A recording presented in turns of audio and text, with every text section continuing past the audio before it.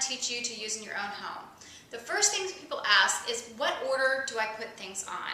The first thing, of course, is your lights. Most days we have pre-lit trees like this one here. Then you want to do the big focal pieces. I'll show you some focal pieces that you'll do. You want to embed those inside the tree, back here in the gappy areas. The next thing is the garland, and there's so many fun things that you can do with garland these days. I'll show you those tricks too. Then you start with your ornaments. You always want your big glassy ornaments inside the tree to reflect the light, and then start working out towards the tree. One of the #1 mistakes people make is they only decorate the tips of the tree. So make sure you work from the inside out. How do you get started with decorating your Christmas tree? There's a lot of schools of thought to this. I personally like to let your home talk to your tree. In this particular home, we have a lot of earth tone colors, and we have a great view of the outside golf course. So I'm doing a nature-inspired, kind of a woodland style theme. I'm going to also show you another tree where we're doing something a little bit more glamorous with the peacock theme. But you can do anything if you have, sports enthusiasts in the house, go with the teams. And another trick is, don't think just Christmas ornaments. When I go shopping for decorating the Christmas tree, I go to other parts of the store. On this particular tree, you'll see where we even use stuff. Before you get started, make sure you have a pair of wire cutters and floral wire. I use floral wire way more than I use ornament hooks, and you'll see why. On this nature-inspired tree, I'm going to use landscape burlap. This stuff is like 26 bucks for, I think we have 10 yards. How much garland should you use on a Christmas tree? Think 2 yards per foot of tree. Okay, as you notice at the top of the tree, it kind of looks like a great big loop or a bow. And the way to do that is you want to just fold the fabric, the ribbon, whatever you're using, on top of itself, like so. And this is a little harder to work with because it's so wide, but it's so dramatic on this 12-foot tree. So what I've done is I folded it on top of itself, and then up there, I wrap it around where my hand is with some floral wire, and I just shove it in the tree and play with it and loop it out. And that's going to create a nice focal point when we put the tree topper on the top. Okay, I love to use things that are outside the box. Garland is the best place to make your designer touch. Everybody uses ribbon. If you're going to use ribbon, that's fine. The wider the better, and you definitely want the wired ribbon because it's going to hold its shape. Stay away from anything that's not wired. Now with this garland, this is how I'm going to start. I only use artificial trees, and you're going to see why. So we take the garland, and I just kind of make pleats above itself. And what you want to do is you want to billow it. You don't want it to be tight against the tree. Then I'm just going to go about 3 feet, anchor it inside the tree, and I twist it around 2 pieces of Christmas tree like a bread tie. Takes a couple minutes, but of course these ones are twisted.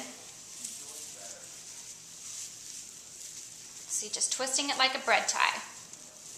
Okay, then you step back and you just kind of play with it a little bit, creating that nice billowy effect. It looks like it's just so luxurious, and I love it. What do you think? Okay, here's the garland that I'm using on our nature-inspired tree. This is actually landscape burlap that I bought at the landscape store. This is 48 feet long and 3 feet wide, so you're going to get a lot of bang for a little buck. Okay, I just finished wrapping this tree in a hurricane style with our burlap. And one thing that we could do that's very dramatic and very cost-effective is that let's turn this into the tree skirt. We have so much of this garland left over.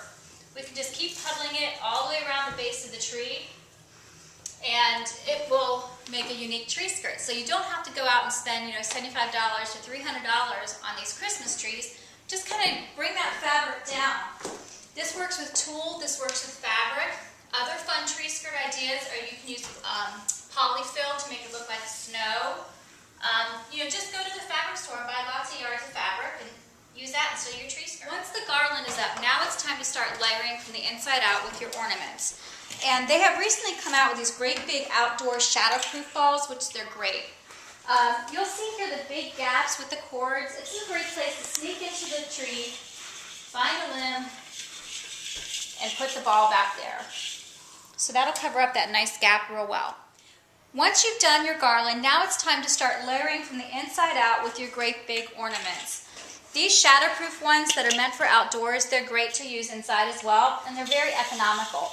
So you find a gap in your tree. Here you can see all the light cords. We don't want anyone else to see that. So these balls are a great way to hide them and to reflect the light from the inside out.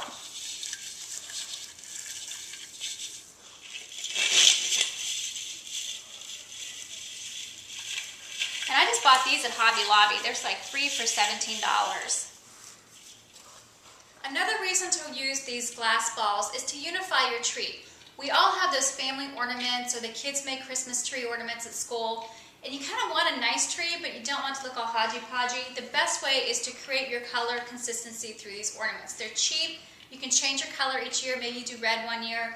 And of course, we're using brown because of our woodland theme. But these, again, a lot of bang for a little buck. You can get like 6 for $3 at some places. Okay, now we're going to talk about embracing our theme with some outside the box. These aren't really ornaments.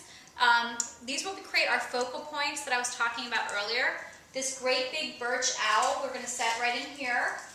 And you'll see these are literally stuffed animals we ordered from Amazon.com. You really can't tell once they're in the tree. And maybe your kids will like them later. Okay, now you can see where we have filled in a lot of the ornaments. And since we're kind of going with a vintage homespun look on this nature-inspired tree, mercury glass would do really well with the burlap. And it became real popular again last year. So we're seeing a lot of it this year.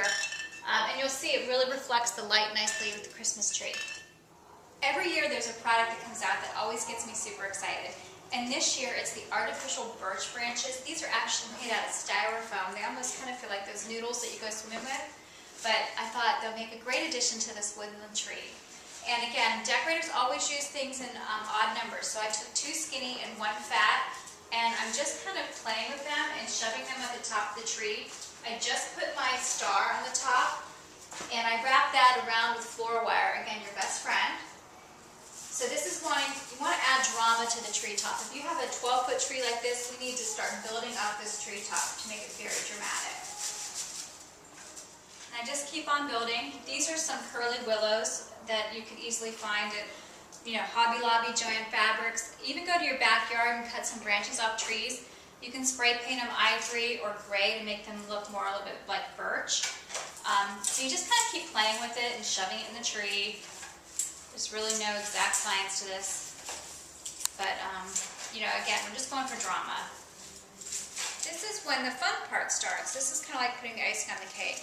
These are your fillers, and there's tons of floral picks out there. You can do glittery ones for the holidays, or as you can tell here with our nature tree, I'm just using more like a maple leaf, almost with an autumnal scheme. And you just kind of fill in the spots, little bare spots. You can hide your cords.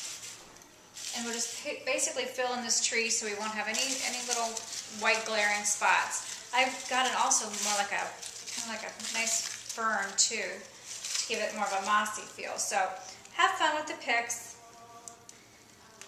And definitely you'll need your wire cutters. Well, we are well into the evening, and we finally finished this 12-foot tree.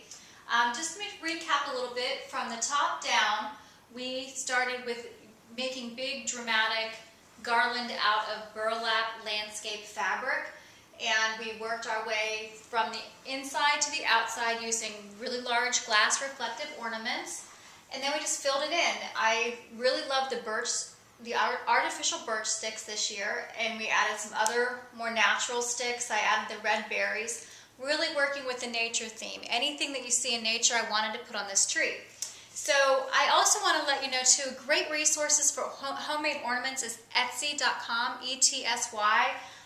We got the crocheted ornaments from there. There's these little snowballs that have clear glass balls that have little snowflakes in them that are really sweet.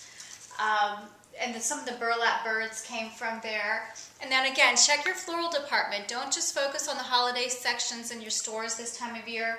That's where we got some of the floral picks and some of the leaves. So we made the little bird nest, which I think are super sweet, and we also made the bird houses. So we just painted those and put some sheet moss hot glue on top for the roofs. So that's pretty much it.